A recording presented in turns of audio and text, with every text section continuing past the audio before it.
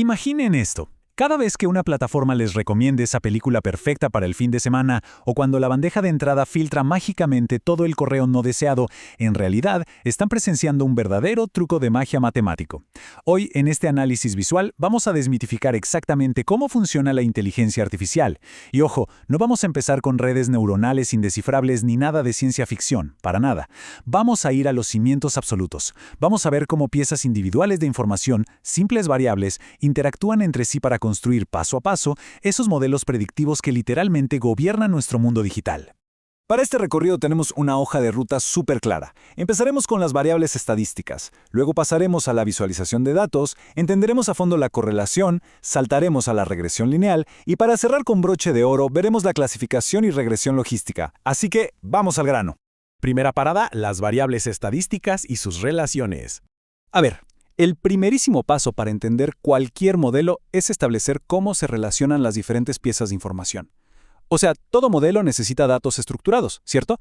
Y en la ciencia de datos, esta relación suele tener dos actores principales. Por un lado, tenemos la variable explicativa, que básicamente es el motor de todo, es la que influye o causa los cambios. Pensemos, por ejemplo, en la cantidad de horas que pasamos estudiando para un examen. Y por otro lado está la variable respuesta, que simplemente mide el resultado final, digamos, la calificación numérica que obtenemos. En matemáticas puras seguro han escuchado que les llaman independiente y dependiente. Pero bueno, usar explicativa y de respuesta la verdad nos ayuda muchísimo más a visualizar exactamente qué factor está intentando explicar el comportamiento del otro. Para poner esto en perspectiva, imaginemos dos escenarios totalmente distintos. En un laboratorio, unos investigadores le dan alcohol a unos ratones. Esto, lógicamente, produce un efecto físico súper claro. Su temperatura corporal baja. Aquí, la biología dicta que el alcohol es la variable explicativa. Hay una causa y un efecto directos innegables.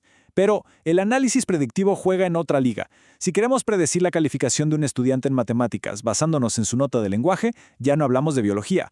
O sea, sacar un 10 en lenguaje no causa físicamente que saques un 10 en matemáticas. Aquí, simplemente elegimos una variable con el único propósito de anticipar un resultado. Y la verdad, esta magia puramente predictiva es exactamente lo que hace la inteligencia artificial moderna hoy en día, buscar patrones ocultos para, básicamente, adivinar qué es lo que va a pasar después. Lo que nos lleva a nuestra segunda sección, la visualización de datos y los famosos diagramas de dispersión.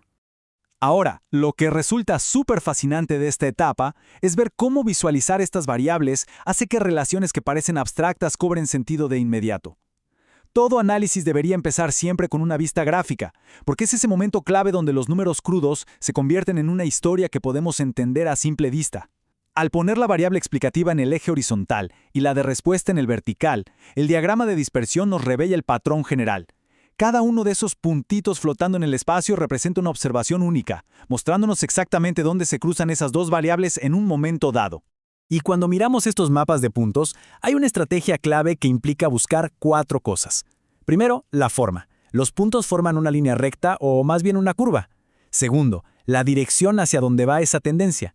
Tercero, la fuerza de la relación, o sea, qué tan apretados están los puntos entre sí. Y cuarto, y esto es importantísimo, buscar los valores atípicos. Son esos puntos rebeldes que se salen completamente del molde. Imagínense que graficamos la altura y el peso de un grupo de personas, y de la nada aparece un basquetbolista profesional de más de 2 metros. Bueno, ese es nuestro valor atípico. Resalta muchísimo, rompe el patrón y casi siempre termina siendo el dato más interesante de investigar en todo el conjunto. Pasemos a la sección 3. Entendiendo la correlación, o cómo medir matemáticamente esta relación.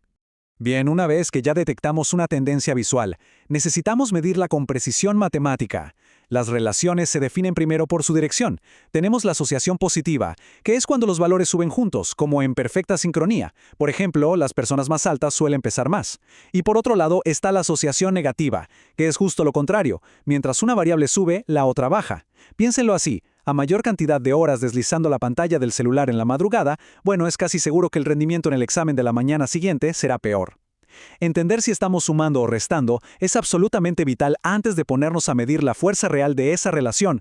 Y justo aquí es donde entra a la cancha el famosísimo coeficiente de correlación, la célebre letra R.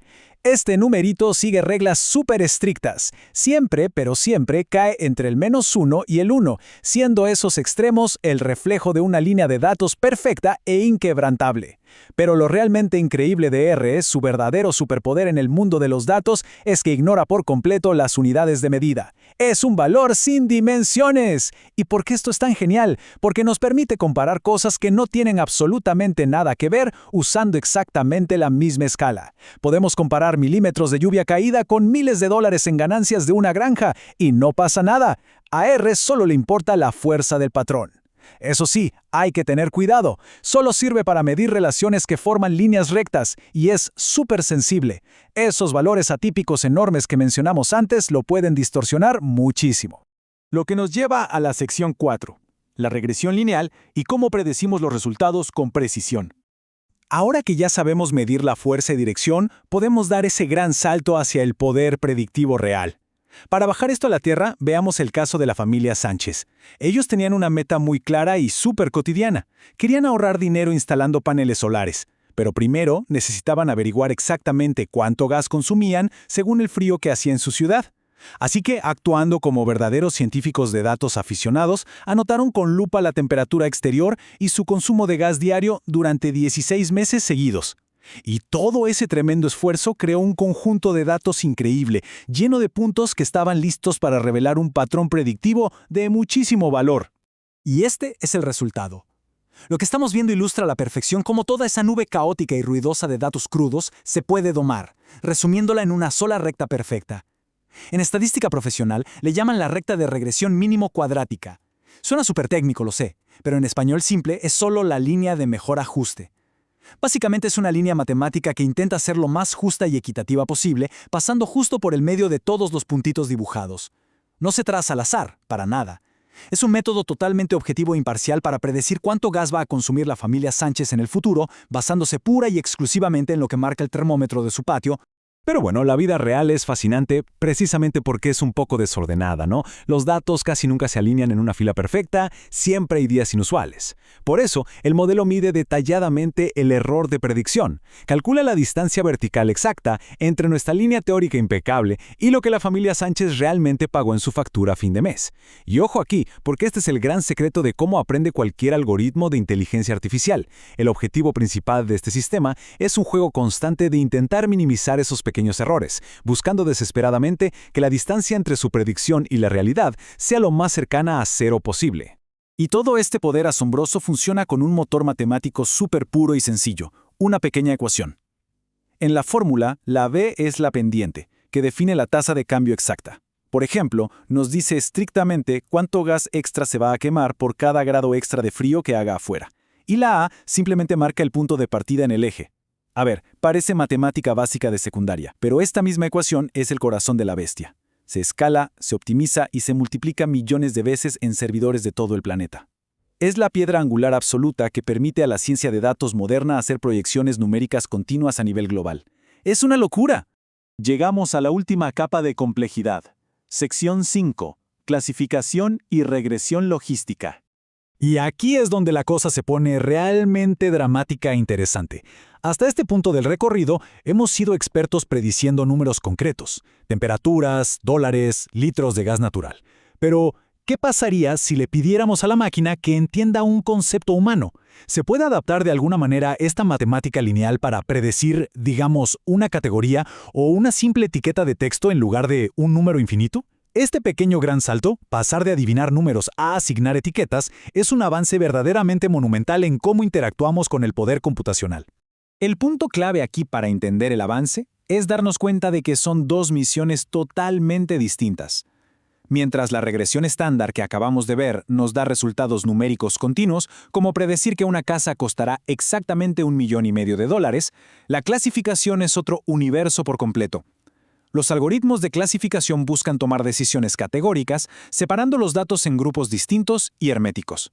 Piensen por un segundo en el filtro automático de su correo electrónico. No le pedimos a ese sistema un número, le exigimos una decisión binaria y absoluta. ¿Este correo es spam molestoso o es no spam importante? Como ven, son necesidades de predicción fundamentalmente diferentes. Entonces, para cerrar esta brecha y llevar la elegancia de nuestra línea recta al mundo de las categorías, los especialistas usan una herramienta genial llamada regresión logística. En lugar de predecir la cantidad exacta de milímetros que va a llover, este modelo cambia la jugada inteligentemente, toma la vieja fórmula lineal y la transforma para predecir el porcentaje de probabilidad exacto de que llueva. En otras palabras, nos entrega un número puro, una certeza cristalina de entre 0 y 100% que nos dice qué tan probable es que un dato pertenezca de forma segura a un grupo específico. Y el verdadero milagro matemático que hace todo esto posible en la práctica es la famosa curva sigmoide. Es una función especial que dibuja una especie de S súper elegante. Esta curva agarra cualquier resultado numérico que arroje la máquina, por gigantesco o absurdamente negativo que sea, y literalmente lo aplasta para que encaje en un rango estrictamente controlado.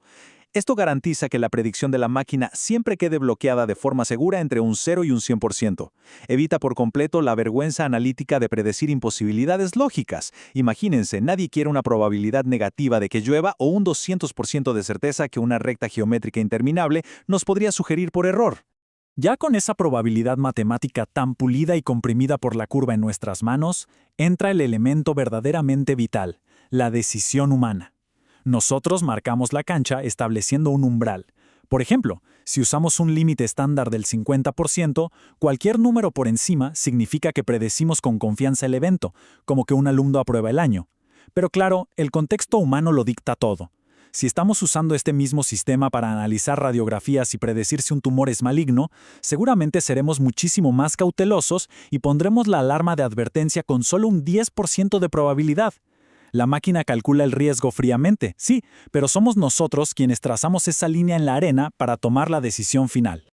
Como hemos visto a lo largo de todo este recorrido, desde trazar unos simples puntitos en un gráfico hasta moldear curvas de probabilidad complejas en forma de S, todo esto conforma el mismísimo núcleo analítico del aprendizaje automático actual. Si una ecuación engañosamente simple puede predecir nuestro consumo de energía en invierno y, al mismo tiempo, filtrar nuestras comunicaciones con precisión milimétrica, la gran pregunta que nos queda para el futuro es ineludible. ¿Qué otro aspecto insospechado de nuestro comportamiento o de nuestro complejo mundo será el próximo en ser clasificado y predicho por estas matemáticas? Las herramientas básicas ya están aquí, trabajando silenciosamente a nuestro alrededor. El verdadero límite, ahora mismo, es simplemente nuestra imaginación. Muchísimas gracias por acompañarnos en este análisis. Hasta la próxima.